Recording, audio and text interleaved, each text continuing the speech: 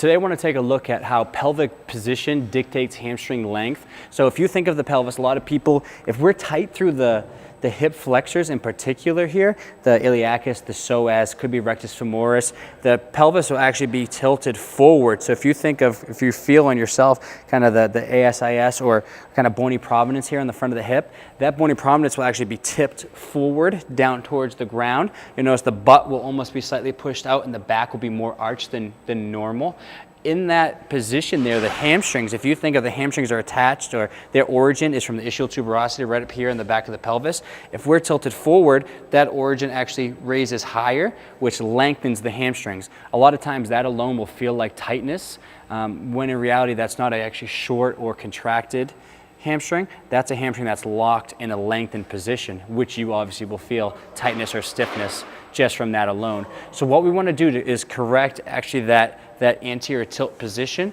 Some things we can do are pelvic tilts, core stability exercise to help regain this. In particular, we want to do hip flexor stretching. So if you think of that hip flexor stretching here, that is important. But one thing that I have done in particular with a lot of my clients is make sure that pelvis is in the right position. A lot of times you might have one side that is in that anterior tilted position, other side could be posterior tilted or vice versa.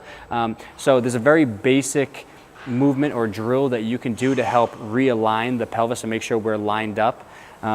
Doing this, what I've found is you don't typically go further into the wrong position, so there's no worry about, okay, what side is anterior tilted, what side is posterior, what is going on specifically. If you work on this and do both sides, typically you'll realign there the right way without going further into that wrong position. So what you're gonna do here, if you lay on your back on the ground, all it is contracting opposite muscle groups. So on this left side, we're gonna start by digging the heel into the ground, contracting the hamstring.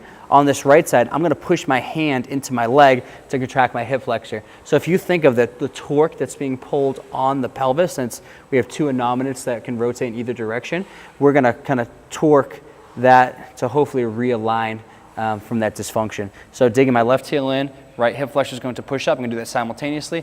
I don't necessarily have to lift the hips off the ground. I'm just gonna do that. Hamstring on the left, hip flexor on the right. I'm gonna hold that for 5 to 10 seconds. I'm gonna relax. I'm gonna do the opposite on the other side. So right hamstring, left hip flexor, dig in, left side's pulling up into my hand. And really trying to contract that right hamstring to dig the heel into the ground and kind of pull back towards my butt. So I can do that several times on both sides. What I want to do from there is actually go into a hip bridge. So I like to actually set the pelvis first. So you think a part of the problem here is in this lordotic anterior tilted state. So I'm going to kind of set the pelvis here, squeeze the glutes, raise up, hold that for 5 to 10 seconds. And I'm going to relax back down. So that right there is a simple self-correction drill for pelvic rotation. Try that drill out. See if you notice anything from a flexibility or a tightness standpoint in the hamstring. You might notice that one side that feels tighter than the other in the hamstring could be because that pelvis is rotated. So that right there might be a simple correction without continuing to stretch something that is actually in a lengthened position.